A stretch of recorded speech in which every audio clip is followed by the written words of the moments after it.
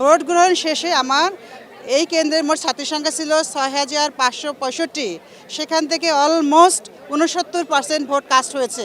খুব সুশৃঙ্খলভাবেই ভোট হয়েছে। আমরা ভোট দেওয়া শেষ করার পরে আমরা যেটি করেছি, ব্যালট বাক্স যেগুলো আমরা আনইউজড ব্যালট রয়েছে, আমাদের যে অ্যাটেন্ডেন্স রয়েছে, সেগুলোকে আমরা প্যাকেজিং করেছি। প্যাকেজিং করে এখন সিলগালা করছি। সিলগালা করার পরে যেসব পোলিং অফিসার আমাদের সাথে সহায়তা করেছেন, ওনাদেরকে আমরা এখান থেকে যেতে বলবো আর কি। যাওয়ার পরে আমাদের ডাকসুর প্রোটোকল অনুযায়ী কাউন্টিংয়ের সময় যাদের থাকার কথা তাদেরকে রেখে আমরা কাউন্ট শুরু করব।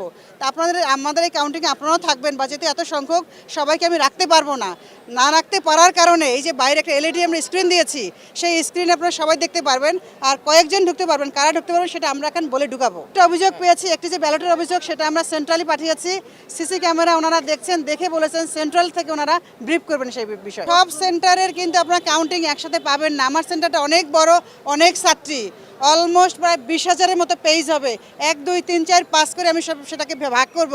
তারপর একটা হলে তো আছেই, তারপর সেগুলোকে আমরা ওয়েমার সময় লাগবে, আমার তো 1-2 ঘন্টা লাগতে পারে এগুলোকে ঠিক করার জন্য। পোলিং অফিসার আছেন, আমরা ওইটাকে সিলগালা করে বের করব। যখন আমরা ব্যালট বাক্স খুলবো, এখন কিন্তু সিলগালা দেওয়া আছে, কস্টেপ দেওয়া আছে, যখন খুলবো তখন আপনাদের সাথে নেব।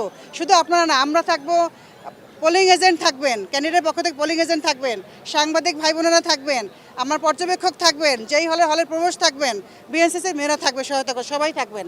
সবার উপস্থিতিই করব, বাট সব সংখ্যক নিতে পারবো না আমার জায়গার সংকুলন না বলে।